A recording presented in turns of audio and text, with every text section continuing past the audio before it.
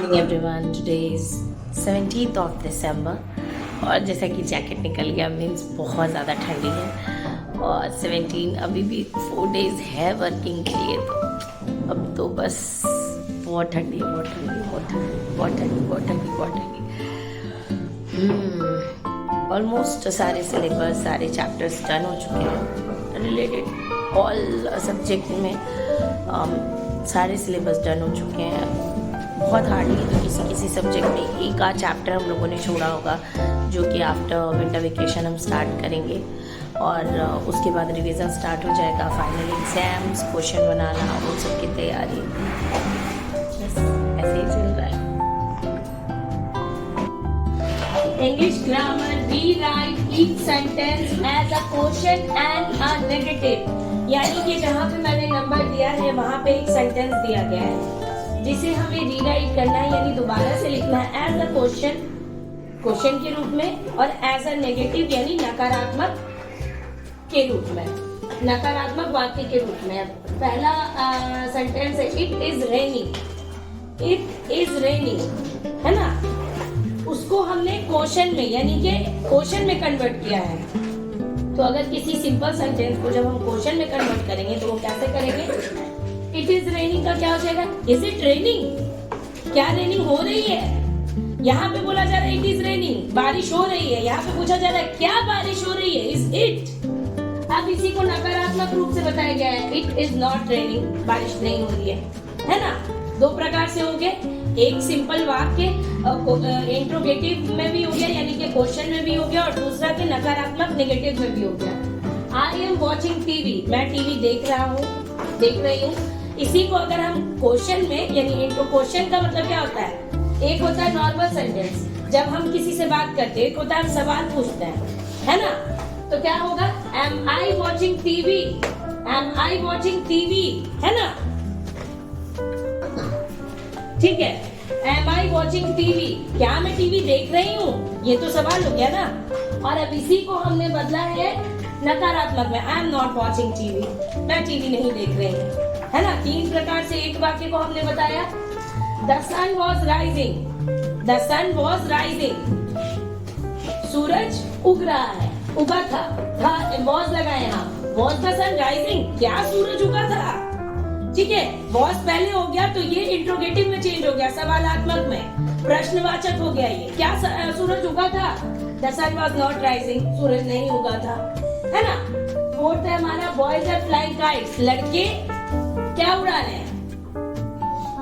पतंग उड़ा रहे हैं, very good. Are boys flying kites, क्या लड़के पतंग उड़ा रहे हैं? सवाल हो गया। और एक बात हमेशा याद रखिएगा, जब भी हमारा प्रश्न वाला क्वेश्चन वाला कोई सेंटेंस होगा तो लास्ट में हम क्या पुट करेंगे? Question mark. Boys are not flying kites, boys are not flying kites, लड़के पतंग नहीं उड़ा रहे हैं। आ रही बात समझ में? Start writing to stop. Take out page number 41, chapter 14, कर बुरा तो हो बुरा, डू एविल गेट एविल। अगर हम बुरा करेंगे तो हमारे साथ क्या होगा? बुरा ही होगा। दो लड़के थे, एक का नाम शारिब था और दूसरे का नाम था दानिश। दोनों में गहरी दोस्ती थी। एक दिन की बात है, स्कूल में छुट्टी हो गई थी। Aiza close again. वो दोनों घर लौट रहे थे, धूप बहुत तेज थी। दोनों दरख्त के नीचे बैठकर आराम करने लगे। उस दरख्त पर एक कौवे का घोंसला था। कौवा घोंसले में बैठा काई काई कर रहा था। दानिश ने शारिब से कहा, इस घोंसले में तोता है, मैं आज उसको जरूर पकड़ूंगा। शारिब बोला, नहीं भाई, ये घोंसला कौवे का है, काई काई बोल भी रहा है। क्या तुम चिड़ियों की बोल नहीं पहचानते? कल अब्बू जान ने हमें बहुत सी चिड़ियों के नाम और उनकी बोलियां बताई थी, लो तुम भी सुनो। काए काए कौआ, कू कू कोयल, टी टी तोता, टे टे तोता, हुरगु कबूतर, हुडरगु कबूतर।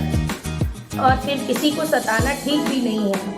शारिब ने बहुत समझाया लेकिन दानिश नहीं माना और पेड़ पर जा चढ़ गया। जैसे ही घोंसले में हाथ डाला, कौवा चिल्लाने लगा, काए काए। इतने में बहुत सारे कौवे आ गए, दानिश को नोचने लगे। दानिश नीचे गिर पड़ा।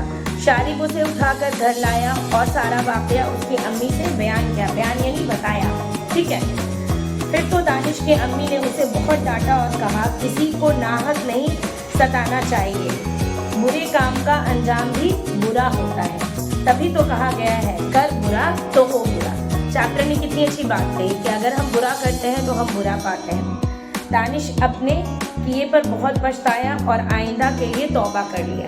ठीक है, समझ में आया चैप्टर? मीन्स अगर हम कभी भी किसी के साथ भी गलत करते हैं तो वो होता है, वो मिलता है ना। नेचर का नियम, प्रकृति का नियम जो है वो बहुत क्लियर है।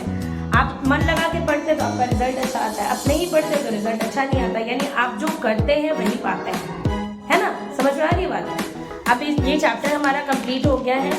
All of you take out notebook and start. सबक 14, कर बुरा तो हो बुरा। अल्फाज और मानी एक पेज में हेडिंग दे करके स्पेस छोड़ दीजिए, घर जाके उसे नोट डाउन करना है। मुश्किल अल्फाज मैंने अंडरलाइन करवा दिया है, वो लिखना है। तीसरे पेज में लिखेंगे जमा बनाए। जमा का मतलब होता है प्लूरल, ठीक है। इधर सिंगुलर हुर्फ है जिन्हें आपको प्लूरल में चेंज करना है। कौवा, कौवे, घोंसला, घोंसले, तोता, तोते, चिड़िया, चिड़ियों, लड़का, लड़कों, ठीक है।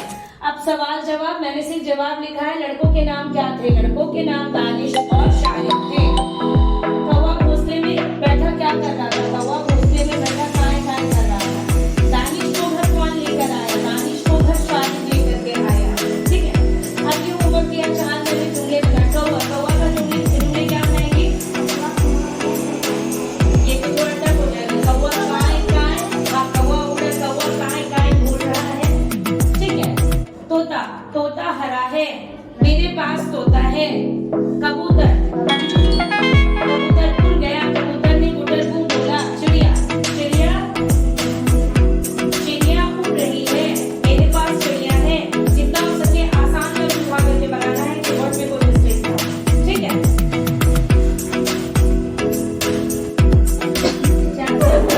कंप्यूटर, यूजिंग अ माउस, यानी कि माउस का क्या उपयोग है। ये चैप्टर हमें इससे रिलेटेड इंफॉर्मेशन दे रहा है। Name the button on a mouse, mouse पे जो बटन होते हैं उसके क्या नेम है?